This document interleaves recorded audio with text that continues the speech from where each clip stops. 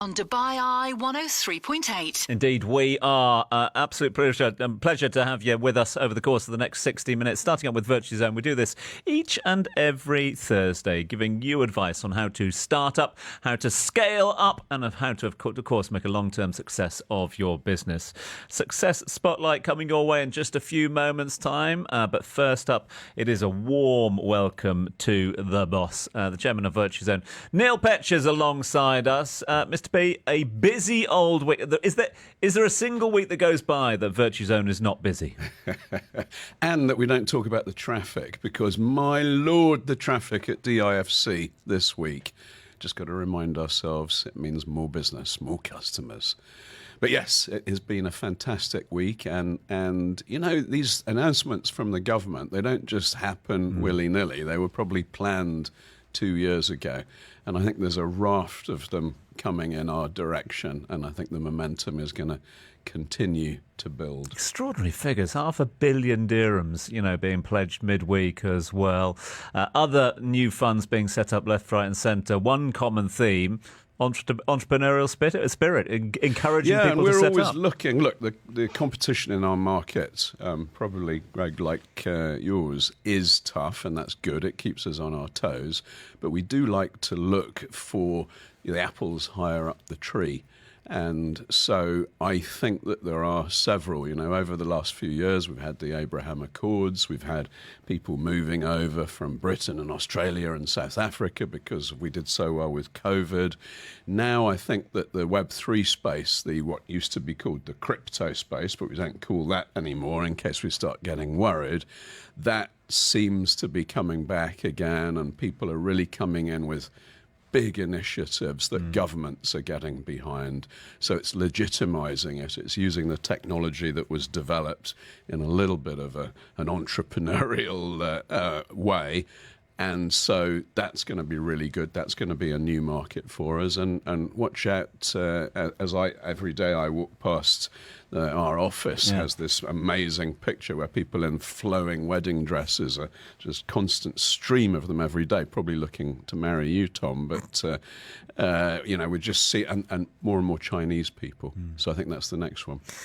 Extraordinary time to be here at the moment, and in just about every business and industry, but none more so than, of course, property and real estate. Let's turn our attention now to our success spotlight, shining the light on someone whose short-term rental business has guaranteed him long-term success. His property background helped him start his property management business back in 2018. Pre-COVID, no less. Since then, he and his team have been busy managing hundreds of properties. How does it work? What's the business model look like? Why is short-term rental still booming after so many people thought it would be a flash in the pan? These are questions that will be answered by our special guest here in the Dubai Eye studio. It's a warm welcome to the founder and the CEO of the AirDXB Group, Gregory Lewis. Greg, great to have you with us here. Thank you for having me. And I understand, Mr. Petch, that there is a long-term relationship between Mr. Lewis and Virtuzone. Is that right? I find myself in a difficult position. Tell me why, sir. And the reason is that I'm jealous of Greg. He's taller than me, more handsome than me. He has more magnetic personality than me. He sat up with Virtuzone, so I should be really happy for him because he's growing like crazy. But there's this hint of jealousy, Greg. But my waistline is growing as well, much the same. So, yeah, well, what can I say? What can I say? I will continue to do what I'm doing. Come over with some faux modesty. How about that? Did you just cross 200 employees? We have indeed. Big numbers, big numbers. Staff is growing month on month in the region of around 5 to 10%. How many staff back in 2018 when you set up? Me, a laptop in a studio, armed with, at that time, 16,000 dirhams. Is that what it was? That's all it was. So this is one of these, I was in a presentation yesterday and they were talking about the Stanford Duck syndrome, which is showing people that you are just flowing gracefully across the water, but actually underneath your feet are scurrying. Oh, yeah. It's a little bit like Virtuzone with all our PROs and so on and so on. So your business, which a lot of people would associate with an app and very immediate and very usable, but you've got 200 staff making sure that everything runs smoothly. So there's a lot of people doing what you do, Greg. How do you set AirDXB apart? Well, the big thing is we're management. So it's not as easy as just an app. That's a booking platform, two completely separate things. We're the ones dealing with complaints. We're the ones doing the cleaning. We're the ones doing the maintenance. There's all that part, and that's just looking after the guests. You then got to look at the business itself, increase the numbers of properties that we manage. So there's so many businesses within the business. Yeah. So your customer is someone who's looking to use Airbnb for their own properties. Is that right? Any short-let platform. Yep. So, of course, we can use local platforms, the international ones, but it's somebody that wants to short-term rent out their property. So it depends what abbreviation, how you class it. It could be holiday homes, it could be short-let, it could be mid-term. So for us, we will look at any length of period to rent that property out, be it 1 or 2 nights right up to 6 months. And is there a stat? So anyone, there's going to be a lot of people listening to this show that do have property and perhaps are struggling to get the ROI that they were doing previously. And at the moment, they're being offered quite high interests by the WEO banks of this world. So short-term rent is perhaps a way to go. Do you have a stat that compares your ROI to long-term? All depends on what you bought and when you bought it, which will then dictate the level of return that you are making. Now, if you take this back to 2018 when I was setting up the business, we were making 15-20% net returns, not gross, net returns. Now, those people that have bought back then or owned back then and came on with us are still peddling that huge return. If we look at somebody that bought a property 2 weeks ago, that return has dropped because, of course, house prices have gone up so significantly. Depends on the location as well. You look at your Palm Jumeirahs, your marinas, to the JVCs. Yes, it's not inconceivable to now still look at a double-digit return. Yeah. But if you look at your more prominent areas like your Palm Jumeirahs, marinas, the IFCs, that's coming into single numbers. But that's still 7-8% net return. And Greg, what do I, if I decide to use you rather than do it myself, I guess your strongest competitor is probably people who just do it themselves. What do I gain through using your company? We do everything, so it's completely hands-off for our clientele. So from start to finish, so that's getting local licensing from the local authorities to photography, to uploading it to the platforms, all the way through to guest care. So that's check-in, check-outs, etc. Anything that they need. Of course, it's the cleaning services, it's the general maintenance services, which has become more of the hands-on approach. But a big value we add is the pricing and the returns. We are in a more difficult market, a more demanding market. Long-term, to me, is our biggest competitor. Okay. So we need to make sure that we're delivering those high returns. So for one unique a USP that we have, very unique, is that we actually manually do the pricing of every property every day. We don't use software. How does software know what a view is or what your furnishing standard is? So we implement this, but this is what helps us achieve these average occupancy rates of 94% and these double-digit net returns for majority of clientele.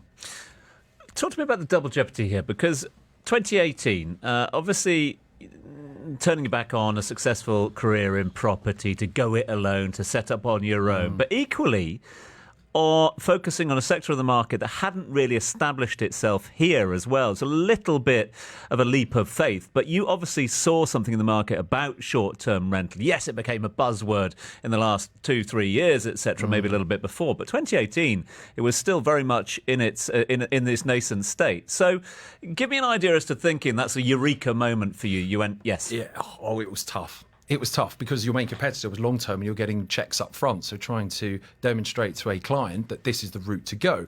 Fast, or rewind, I should say, the clock back, I actually set up, on behalf of my boss at a very young age, I was 19 and 22, 2 holiday homes companies. The first one we set up, I built. He then sold it and asked me to do it again for him. This is back in England. So, and at that time, I was running a team of 7 or 8 in my very early 20s. So a very different landscape. Fax machines, you could only collect a key between 3 hours on a Saturday as a guest to check in. A very, very different landscape.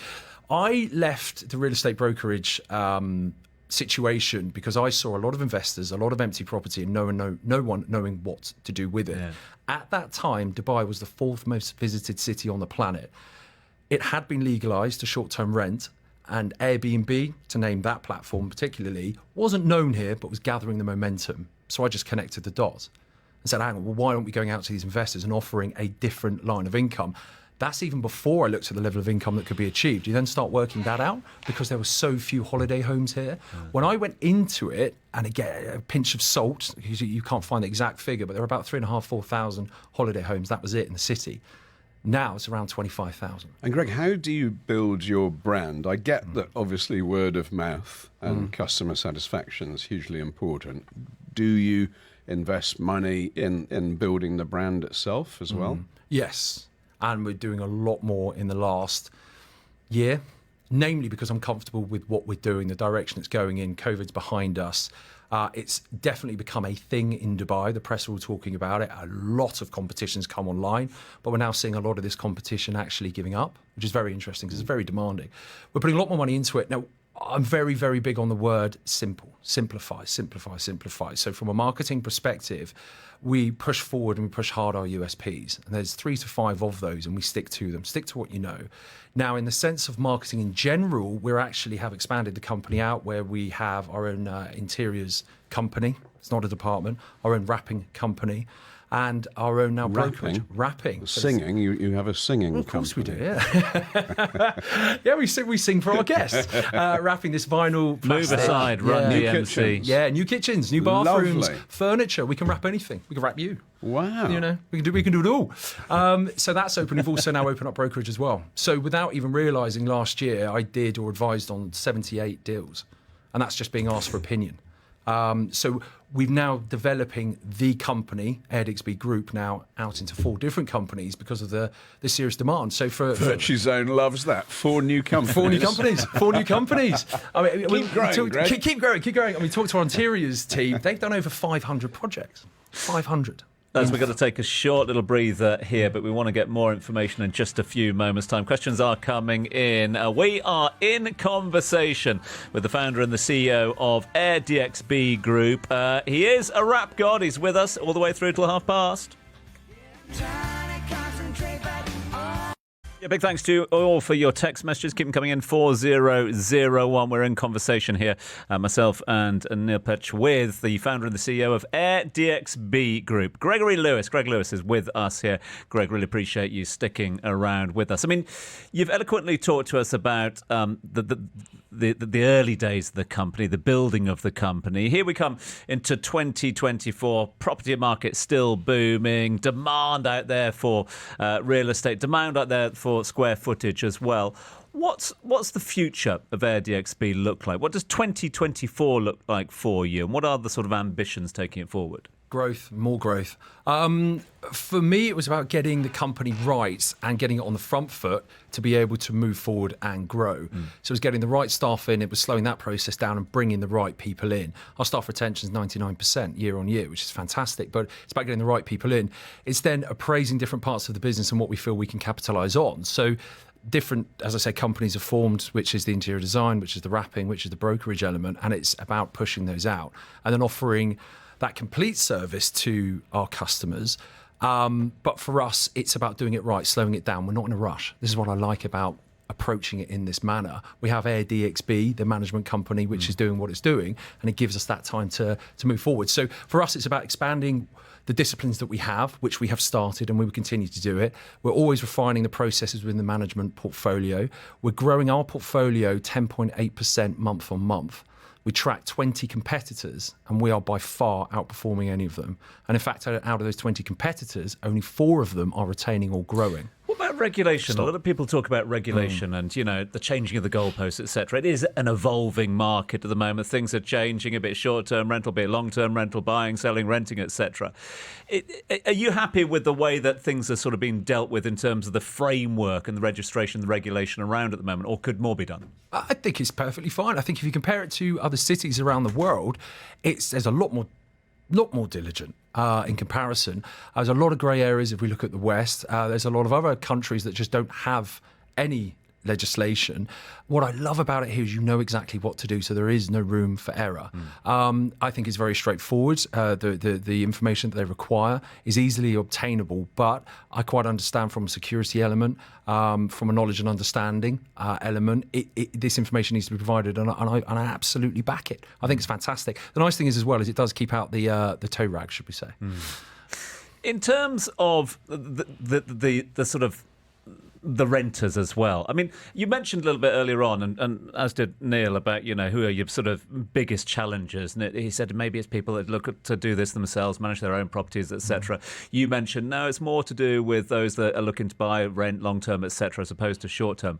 What about, where does sort of hotels sit in this? In a city that is so dominated by hospitality and big hotel brands, they see you guys as a risk because they've got a similar model when they built their hotel residences at the same time. Well, if we look at the figures, if there are 25,000, give or take, holiday homes, you look at the level of keys in this city, which are hundreds and hundreds of thousands, it doesn't really come close.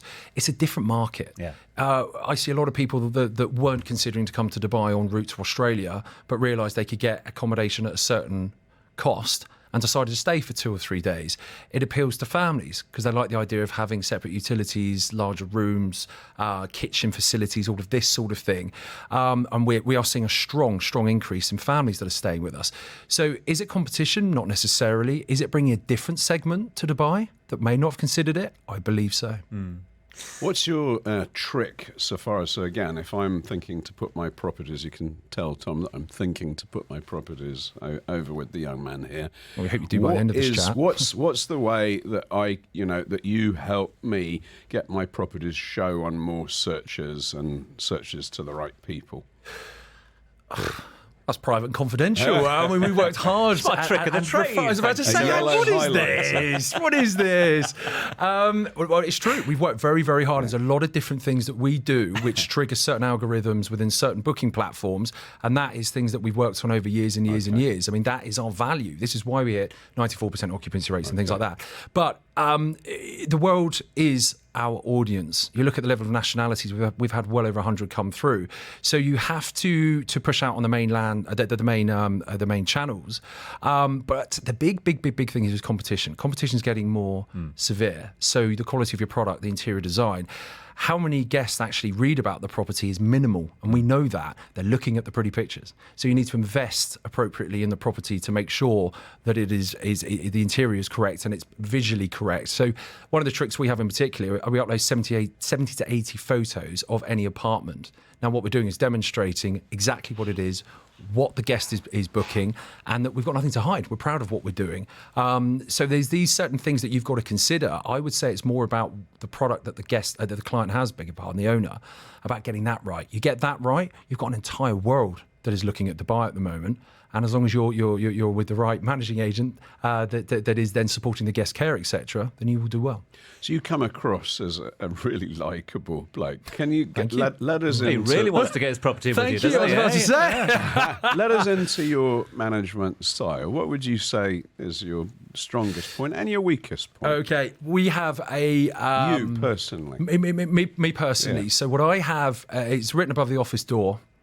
But you can't actually see it. If you need to be micromanaged, is that word legal? Of course it is. If you have the biggest banker in the Middle East.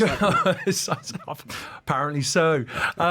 Is that if you have to be micromanaged, then you don't belong here. We do not micromanage. So we empower. It's a big trust thing.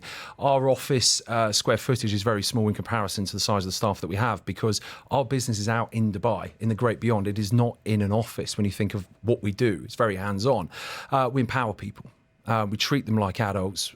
We respect them, and in turn, we get the same respect back. We are then seeing the cream rise to the top. So I do not believe in micromanagement. It doesn't happen.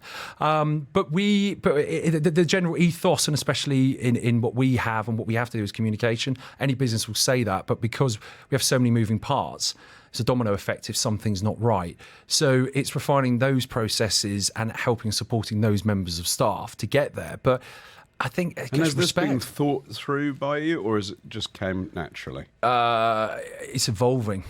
So I learned from what I had before. I've worked in large corporate firms, and it wasn't for me. I was having a meeting about a meeting about a meeting. It's not for me. Sleeves up, get in the trenches, at the coalface. I personally still do all the pricing for every property. I'm very much at the front of this. How can you command and run a business without knowing what's going on?